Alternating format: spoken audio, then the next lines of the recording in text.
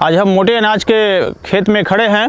आप देख रहे हैं बाएं साइड में हमारा फिंगर मिलेट लगा हुआ है, जिसको हम रागी कहते हैं, मड़ुआ कहते हैं। और दाएं साइड में जो है ये कोदो मिलेट लगा हुआ है।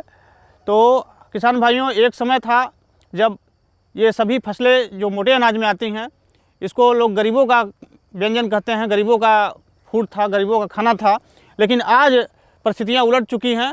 बदलते क्लाइमेटिक सिनेरियो में, बदलते मौसम में जो क्लाइमेटिक चेंज का प्रभाव आया है, उसमें ये सब फसलें बहुत अच्छा उत्पादन के लिए साबित हो रही हैं। और ये अमीरों का खाना बन चुका है, क्योंकि इसका जो हेल्थ की दृष्टि से देखा जाए, इसका जो न्यूट्रिशनल सिक्योरिटी है वो बहुत अच्छा है। और हेल्थ के दृष्टि से इसमें जो रईस लोग हैं उनका डिमांड काफ़ी करते हैं, और दिन पर दिन इसकी डिमांड बढ़ती जा रही है हम अमीरों वर्ग के लोगों के बीच में। किसान भाइयों, इसका नॉर्मल रेट तो 2000 रुपये कुंटल है या 20 रुपये किलो है, लेकिन जब इसकी वैल्यू एडिशन कर देते हैं तो यही चीज़ 150 रुपये किलो, 200 रुपये किलो तक मिलता है। और वो आपके यहाँ आपके खेतों पर बड़े आसानी से उपलब्ध हो सकता है। आप इसकी खेती को बढ़ावा दे सकते हैं और अधिक लाभ ले सकते हैं, क्योंकि इसका जो न्यूट्रिशनल वैल्यू है, इसकी जो पोषक वैल्यू है, वो गेहूँ और धान की तुलना में बहुत ज़्यादा है। और विशेषकर उन लोगों के लिए जो शुगर के पेशेंट हैं, जो हार्ट के पेशेंट हैं, उनके लिए तो ये जो आप देख रहे हैं फिंगर मिलेट, जिसको हम रागी कहते हैं, ये बहुत ही रामबाण साबित हो रहा है। क्योंकि इसमें जो नॉन ग्लूटेन प्रोटीन होती है वो हमारे डाइजेस्टिव सिस्टम में धीरे धीरे डाइजेस्ट होती है और शुगर लेवल को नियंत्रित रखती है। तो इस तरह से देखा जाए तो ये शुगर के मरीजों के लिए, हार्ट के मरीजों के लिए बहुत अच्छा है, और दिन पर दिन इसका डिमांड बढ़ता चला जा रहा है।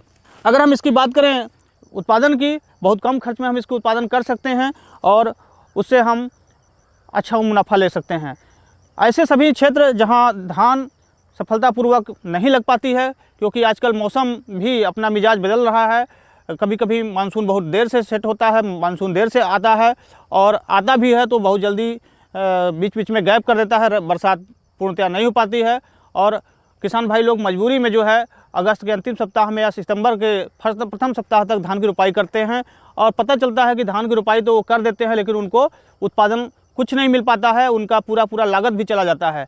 ऐसे कंडीशन में हम अगर इन विभिन्न मोटे अनाज फसलों की खेती करें, चाहे आपका रागी हो, जिसको हम फिंगर मिलेट कहते हैं, मड़ुआ कहते हैं, या कोदो मिलेट हो, या सावा मिलेट हो, या आप साइड में देख रहे हैं बाजरा की फसल है, ये सभी फसलों को हम अगस्त के प्रथम सप्ताह में या 15 अगस्त तक बुआई करके हम एक अच्छा लाभ ले सकते हैं। प्रति एकड़ 25 से 30 हज़ार तक बड़े आराम से हमको शुद्ध आय मिल जाती है।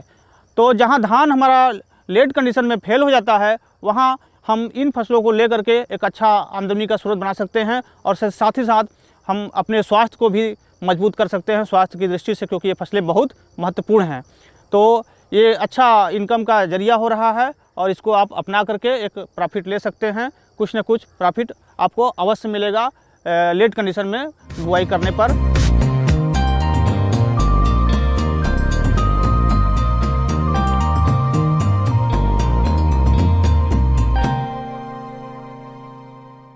अब हम इसकी बात करते हैं ज़मीन का चुनाव के लिए। जनरली हम देखते हैं कि जो बहुत उपजाऊ ज़मीन होती है उसमें हम धान या मक्का या और फसलों को लेते हैं, लेकिन इन सभी फसलों के लिए जो ज़मीन का चुनाव करना है, वो ज़मीन आपका अनुपजाऊ हो, कम फर्टाइल सॉइल हो तो भी वहाँ ले सकते हैं। अपलैंड ज़मीन होना चाहिए जहाँ पानी का लगाव ना हो।